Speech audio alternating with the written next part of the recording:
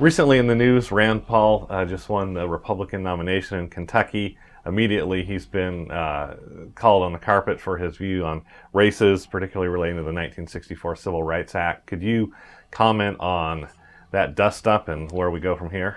Yeah, I could. I'd be happy to. I'd be delighted to.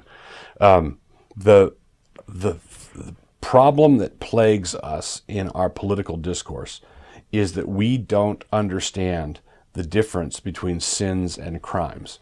And what happens is that there's this natural statist impulse that is developing, that as soon as you decide that you're against something, as soon as you get to the level of disapproval, the next reflex is there ought to be a law. We need to pass a law against that. Now, some of the things that people want to pass a law against, they're perfectly innocent. And other things that they want to pass a law against are things that really are objectionable. They're morally objectionable. But there still ought not to be a law against it, because there's a difference between sins and crimes. But for the secularist, there is no authority above the state. And so if something is really objectionable, really disapproved of, then that thing is going to go unpunished forever and ever. The Christian knows that there's a final adjudication, there's a last judgment. God's going to sort it all out at the end of history. When God closes up this world in its current form, when the last trump has sounded, there will be no leftover parts. There will be no outstanding injustice. God will adjudicate everything. The judge of the whole earth will do right. Well, Christians know that God will deal with all sins and deal with all crimes and correct every injustice. God's going to do all of that. Well, if you're a secularist and you don't believe that there is any God above the state, if it's going to be corrected, it's got to be corrected now. Well, that means that they overreach. That what they do is they see someone being a bigot and they see someone being a racist.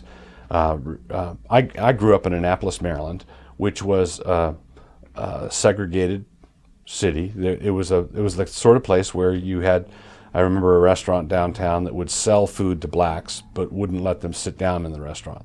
So blacks could go in and buy food, but they had to take it outside to eat. They weren't allowed to sit down there.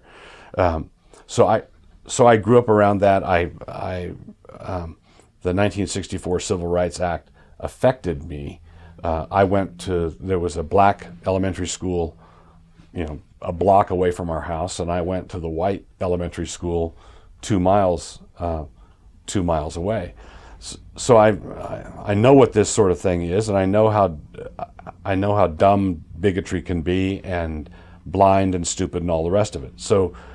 But if I say there ought not to be a law forcing a restaurant owner, say, or forcing someone who's renting, he's got rental duplexes, or forcing someone to rent to whoever, there ought not to be a law, then people think that I'm in favor of or am defending the bigotry.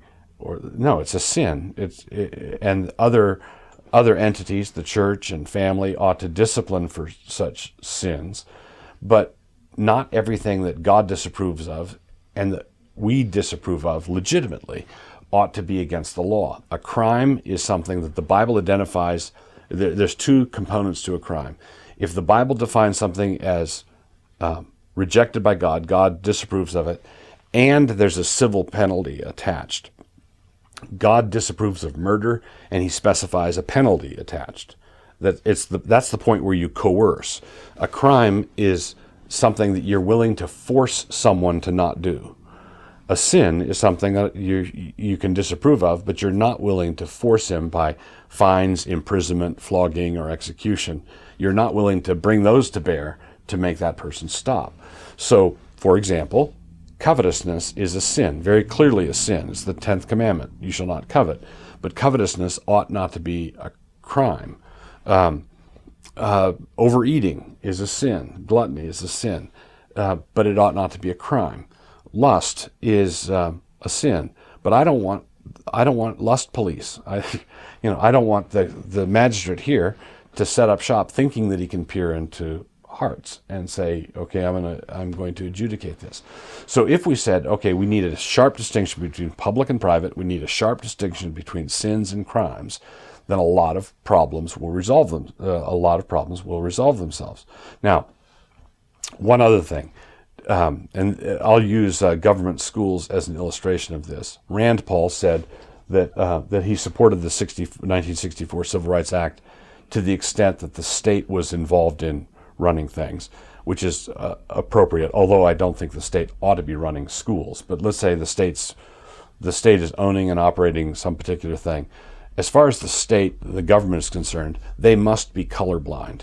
They must not be discriminating against any of their citizens. The justice, the courts, anything, the military, anything that the government does needs to be colorblind. But that's different than the state coming in and saying, this kid's tree fort that has a sign on it that says no girls allowed. Well, that violates the public policy of the United States. No, if boys want to have a tree fort with no girls in it, if blacks want to have a club with no whites in it, if whites want to have a club with no blacks in it, if you want to have an all-male country club, golf club, it should be a free country, even if you think that the restriction that the person sets up for their club or their restaurant or their business is stupid. Even if you disapprove of it, if you think it's reprehensible and immoral, as I believe racial bigotry is. Racial bigotry is a sin and an offense against God. Christ came to cast down the middle wall of partition between Jew and Gentile. The gospel is all about racial reconciliation. That's one of the central things in it. But coercion gets in the way of racial reconciliation. And that's what the state's all about, is coercion.